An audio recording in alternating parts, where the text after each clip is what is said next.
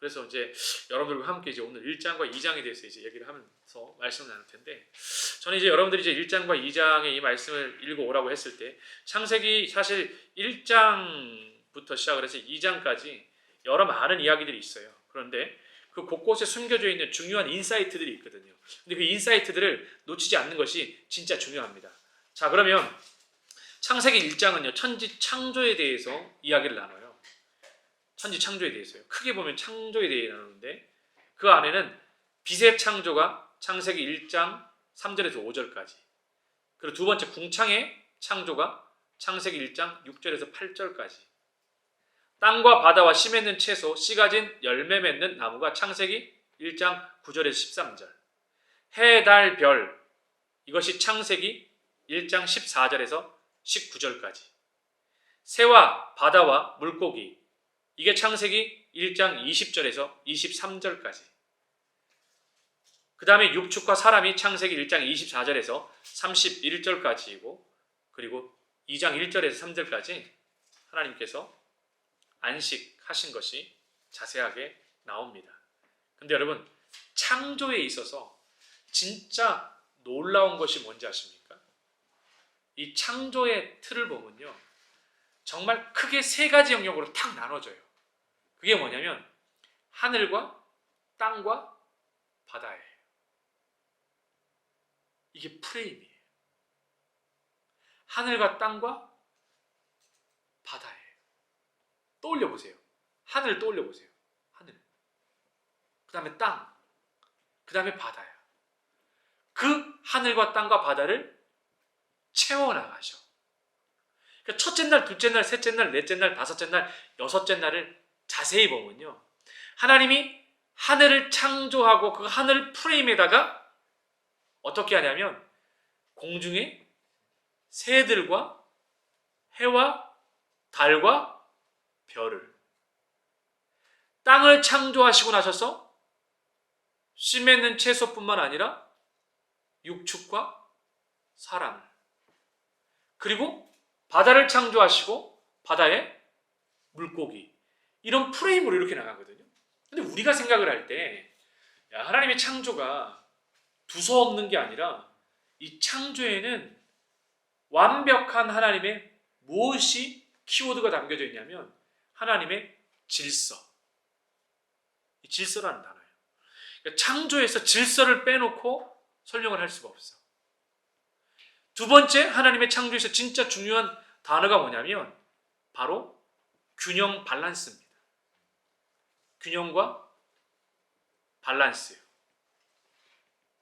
균형과 밸런스가 깨어지면 모든 생태계뿐만 아니라 하나님의 모든 창조의 질서가 어떻게 되냐면 무질서로 바뀌어지게 되어져 버려요. 그러니까 질서 자체가 뭐를 내포하고 있는 거냐면 균형을 포함하고 있는 거예요. 이 창조의 또 하나의 중요한 진짜 키워드가 뭐냐면 조화라고 하는 겁니다. 이 균형과 조화는 달라요. 이 조화가 되기 때문에 보시기에 아름답다라고 하는 표현이 되는 거거든요. 근데 균형과 조화가 우리가 알고 있는 이것이 깨어지면 여러분 어떻게 되어지죠? 굉장히 보기 좋지 않은 모습이 되지 않습니까? 그런 형체를 띠게 되거든요. 그래서 창조를 떠올린다면 이 하나님의 질서와 그 다음에 하나님의 완벽한 균형과 그리고 이 아름다운 조화가 얼마나 잘 돼 있는지 한번 볼 수 있어야 돼요. 그래서 이 지구 환경을 이렇게 한번 떠올려 보면요, 여러분 제가 이렇게 가끔씩 보면 여기 이렇게 보여주지 않습니까? 뭘 여러분들께 이렇게 보여드렸냐면, 자 한번 보겠습니다. 구글어스를 통해서 본다면 이 지구본 자체가 우리가 이렇게 보지만 제가 보기에는 진짜 가끔씩 저는 이렇게 리프레시 할 때 구글 어스를 탁 틀어놓고요, 이렇게 한 바퀴 이렇게 쫙 돌려요. 이렇게. 그러면 야, 진짜 이게 하나님의 창조가 이게 어마어마하구나. 근데 보시면 지구 밖에 그냥 띠가 이렇게 보이는 거 보이세요? 이 대기권이요. 이 대기권이 갖는 의미가 얼마나 중요한지 잘 아시잖아요. 사실은 궁창이라고 하는 궁창 밖에, 이 지구 밖에는 지금보다 더한 물띠가 존재를 했었지 않습니까? 근데 물띠가 존재하다가 지금은 물띠가 없이 노홍수가 다 쏟아진 다음에 이렇게 되어져 있지만, 야, 바다 위에 이렇게 하나님이 만들어 두신 이걸 보면, 대륙을 보면 창조 이후부터 그렇게 많은 노아홍수 심판도 있었고 어마어마한 대격변의 시기가 있었지만, 그럼에도 불구하고 이렇게 하나님이 조화와 균형, 질서를 만들어 간다는 것이 너무 감사하고 너무 놀라운 거예요. 사실 인간의 범죄함으로 인해서 에덴 동산에서 쫓겨날 때 이 모든 것들이 질서와 균형과 조화가 다 깨질 것처럼 이렇게 느껴졌는데, 그게 아니라 이것들이 이어진다는 자체가 저는 정말 너무 감사한 거거든요. 그런 관점에서 여러분들이 한번, 제가 한번 보면 이렇게 한번 여러분 보시기 바래요. 뭘 보시냐면, 지구와 태양의 거리가 사실 1억 5천만 킬로로 완벽합니다. 이 자체가 조금만 당겨지는 문제가 생겨버리면 우리가 잘 알고 있는 것처럼 지구는 황폐해져요. 여기서 황폐해진다는 것은 뭘 말하냐면, 지구 자체가 완전히 타버릴 정도로 온도 자체가. 근데 우리가 이 대기권에서 일반적으로 적도와 북극과 남극의 온도 자체가 다르잖아요. 사실 태국 같은 경우에는 거의 적도 라인에 위치해 있지 않습니까? 근데 태국의 온도가 얼마예요, 보통? 낮 평균 27도에서 더울 때는 40도까지 이렇게 올라가지 않습니까? 근데 왜 적도만 이렇게 온도를 이렇게 더 따뜻하게 해놨을까? 북극과 남극은 온도가 더 떨어지게 했을까? 초창기에 위성 자체가 발달하지 않았을 때, 인공위성이 발달하지 않았을 때는 과학자들이 끊임없이 고민을 했대요. 왜 이렇게 온도 차이가 날까?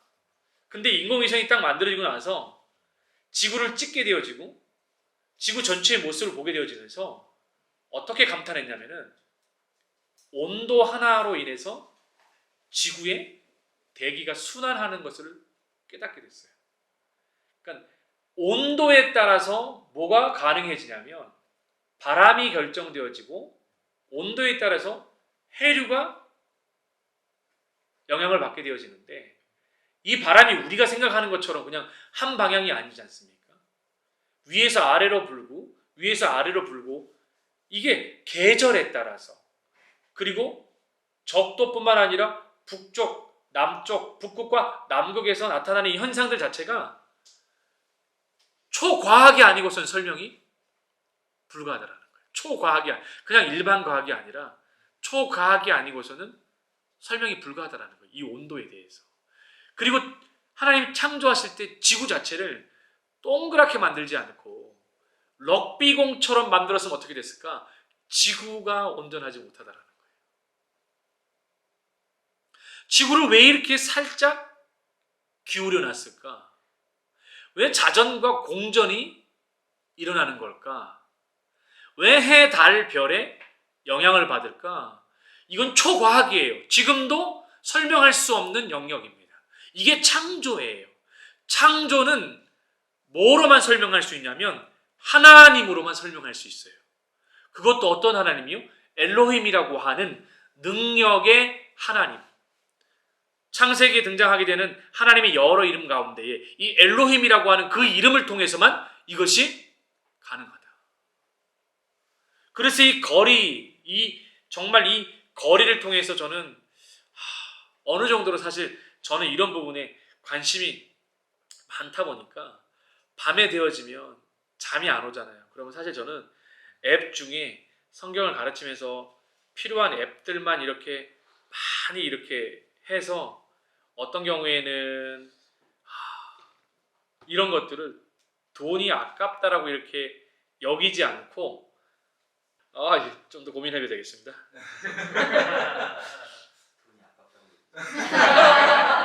금액이 이렇게 비싸지 않았는데. 여기 나와 있는 이 플레임을 볼 것 같으면 그냥 단순히 그걸 보는 게 아니라 어떤 경우에는 실제로 그 지구의 뜨거움 이런 것들을 제가 자주 이렇게 살펴보거든요. 지구가 얼마나 뜨거워지고 있는지. 단순히 태국만 이렇게 보는 게 아니라 실제로 이게 왜 유료가 이렇게 됐을까? 오늘 보여드렸어야 되는데 그런 이 앱을 통해서 자주 제가 진짜 실제로 들어가 보거든요.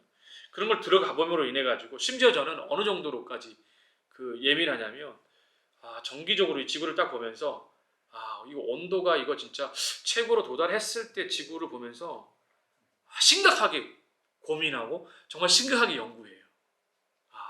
이렇게 되어지면 안 되는데 이게 온도 현재, 바람 현재, 습도 현재 그런 것들까지 되게 그리고 사실은 저는 자주 들어가는 것 중에 하나 뭐냐면 지구에 지금 태풍이 몇 개가 어디서부터 어디로 불어오지? 이런 것들도 진짜 예민하게 살펴봐요. 그거 예민하게 살펴보는 건 아니라 지난번에 말씀드렸던 것처럼 제가 말씀드렸잖아요. 진도 5 이상에 되어지는 지진대가 어떻게 나타나고 있나 이런 것들도 살펴보고 그런 것들을 진짜 얼마나 그 성격 자체가 제가 조금 그래서 그런지 모르겠는데 심지어는 지금 이 시간에 전에도 말했잖아요. 비행기가 지금 몇 대 떠 있지? 그러면 진짜 이산화탄소량이 얼마나 많이 증가할까? 지금 코로나 상황 때 말고 그런 부분들이 얼마나 많이 달라지고 있을까? 그런 부분들을 실제로 보면서 고민하는 부분들이 왜 고민하냐면 하나님의 창조 질서 자체가 이것들이 문제가 생기지 않을까? 이 하나님의 창조 자체가 어떤 어려움을 경험하고 있지 않을까? 이런 부분들을 굉장히 많이 고민을 해요. 그래서 최근에 가장 이 부분에 있어서 고민하는 것 중에 하나가 뭐냐면 여러분 걱정 안 해도 될 정도로요. 정말 지금 현재요. 비행기가 거의 다 회복됐습니다. 보통 평일에 11,400대가 그 저녁 10시 기준으로 떠 있거든요. 지구상에 11,400대 정도가요. 근데 지금 이제 거의 그 정도를 거의 다 회복했을 정도로. 그럼 이제 고민되어지는 게 있어요. 하나님은 이 지구를 만들었을 때 카파시티라고 하는 용적이라고 하는 게 있잖아요. 사람에게 용적이 있고요. 이런 컵에도 용적이 있기 때문에 용적을 넘어서면 넘칠 수밖에 없는 거고 무게가 가해지면 깨질 수밖에 없는 거잖아요. 그러면 이걸 통해서 우리가 뭘 깨달을 수 있어야 되냐면 하나님이 창조의 섭리와 창조의 원칙이 있다 그러면 하나님이 아까 틀림없이 질서와 균형과 조화를 통해서 지구를 만들어 놨다 그러면 이거를 초과하게 되어지면 문제가 나타나는 거잖아요. 병이 들거나 아니면 지구에 무슨 문제가 있게 되어지거나. 근데 지금 현재 아까 말씀드렸던 하늘도 한계에 이르렀고요. 땅도 한계에 이르렀고요. 바다도 한계에 이르렀어요. 정말로. 그리고 이 지구가 우리가 잠자는 우리 시선 안에 보여지는 이 제한적인 이 요소를 제외하고 나서는요. 끔찍할 정도입니다. 아까 제가 비행기 보여드렸지 않습니까? 배를 보여드리면 여러분 또 깜짝 놀랄 거예요. 이 지구상에 배가 얼마나 많이 떠 있는지 그리고 이 여기 있는 꽝떠이 앞에 부두에 얼마나 많은 배가 그리고 촌불이 거기에 얼마나 많은 배가 지금 대기하고 있는지 지난번에 왜 수에즈에서 배 하나 이렇게 옆으로 좌초돼가지고 했을 때 어마어마하게 밀려있을 때 그 체증이나 그런 쪽으로 이렇게 보면서 저는 다른 걸 걱정하는 게 아니에요. 이걸 통해서 하나님의 질서와 창조 그리고 이 조화, 이 균형의 한계의 범위를 넘어가면 안 되는데 이 한계의 범위를 끊임없이 넘어가는 거예요. 그래서 저는 지금 우리가 그리스도인이지 않습니까? 그리스도인이라면 하나님이 창조에 대해서 뭐라고 말씀하시냐면 모든 것들을 향해서 다스리라고 얘기하고 있거든요.